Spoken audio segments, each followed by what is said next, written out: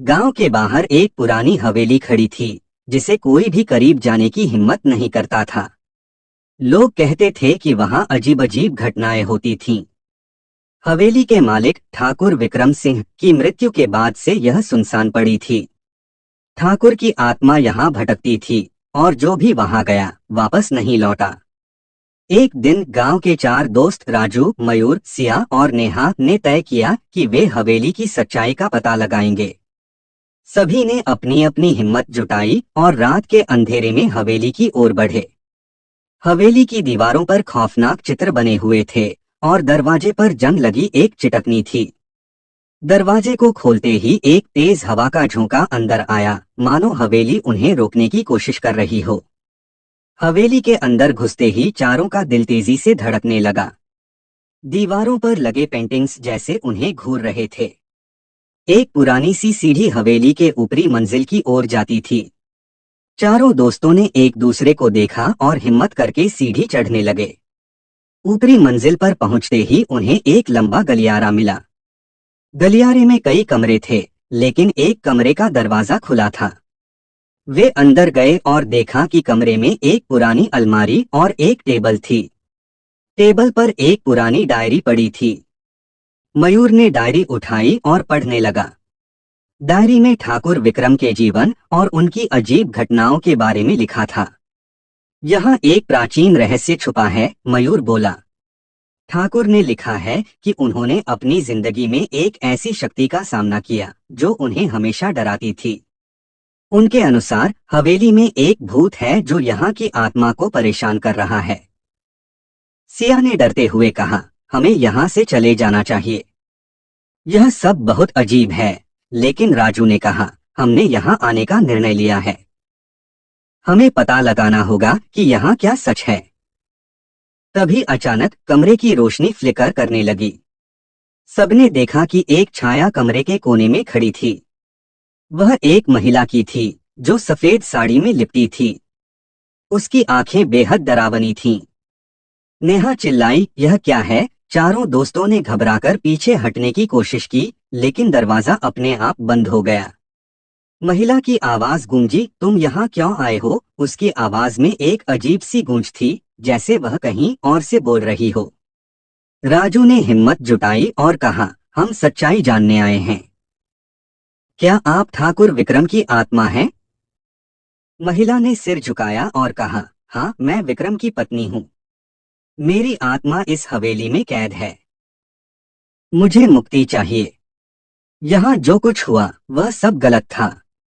विक्रम को धोखे से मारा गया था।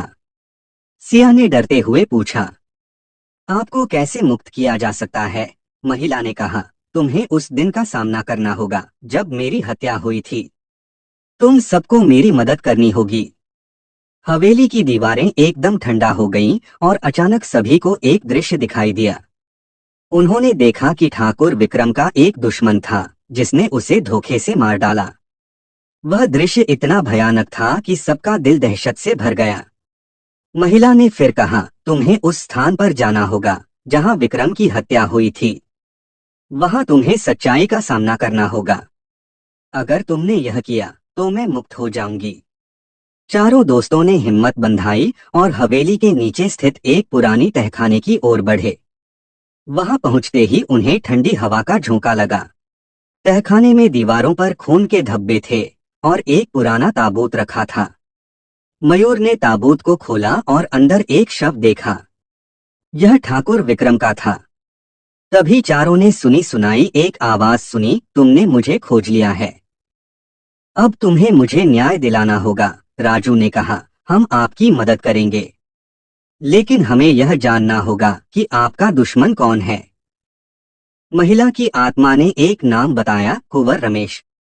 राजू ने अपने दोस्तों से कहा, हमें अब इस नाम की जानकारी जुटानी होगी। उन्होंने तहखाने में कुछ पुराने कागजात पाए जिनमें रमेश की योजनाओं का जिक्र था।